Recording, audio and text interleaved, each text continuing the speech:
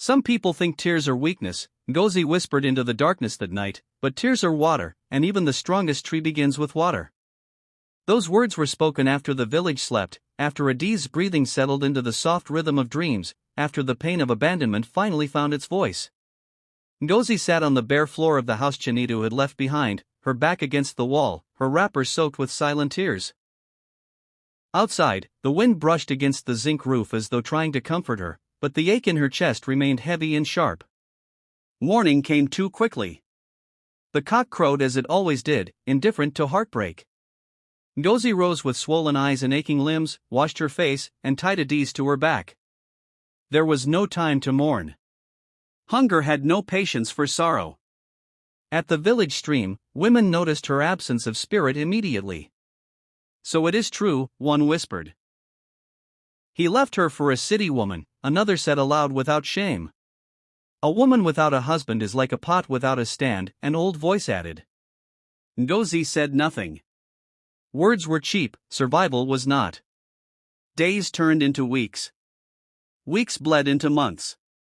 The small money Chinito promised never came.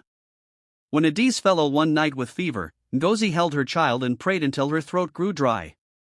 She sold her only goat the next day to buy medicine. That night, she cried. Not because she was poor, but because she was alone. Yet something inside her refused to break. Ngozi began hawking garri in the mornings, balancing the bowl on her head with Adiz tied securely to her back. She walked long distances under the sun, calling out in a voice that cracked but did not surrender. Some days she sold everything. Some days she returned home with the same bowl, her feet blistered, her spirit tested. At night, when Adiz slept, Ngozi borrowed a small lantern and sat with other women learning tailoring. Her fingers bled from needles. Her eyes burned from smoke. But hope, thin and stubborn, began to grow. The village watched. Some mocked her. Some pitied her. A few admired her quietly. Years passed like a river that refused to flow backward. Adiz grew taller, brighter, sharper. She asked questions that startled elders and corrected adults without fear. When school fees became too heavy, Ngozi sold her wrappers one after another, keeping only 2.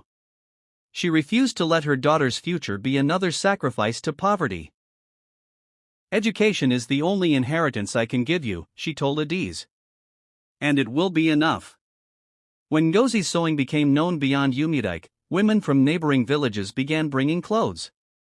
She worked late into the night, sometimes sewing until her fingers shook.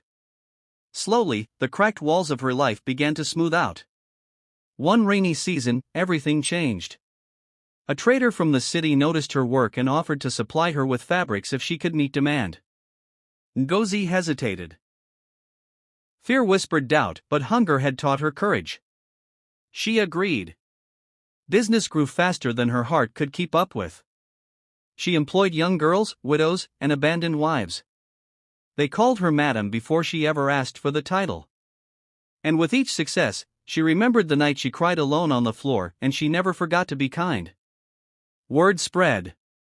By the time Adiz gained admission into a reputable secondary school in the city, Ngozi could afford the fees without selling her soul.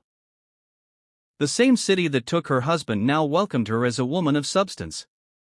Back in Umudike, elders spoke her name with pride. Chinito left gold to chase copper, one said quietly. But Ngozi never rejoiced in his absence. She never cursed him aloud. She only moved forward. Meanwhile, in the silence of her achievements, pain still visited her at night. Sometimes, when the house was quiet, she remembered the man she once loved. She remembered his laughter, his dreams, the promise he broke. And though her life had changed, the scar remained. One evening, as Ngozi stood before the mirror in her new shop, Adiz beside her, the girl spoke. Mama, if Papa comes back, will you forgive him? Ngozi paused.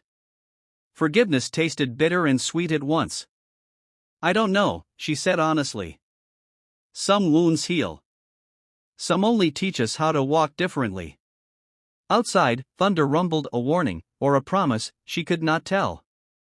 Far away, in the city, a man would soon remember the village he abandoned. But in Umudike, the woman he left behind had already risen. And fate, patient and cruel, was preparing to remind the world of a simple truth. Those who survive abandonment carry a power that regret can never undo.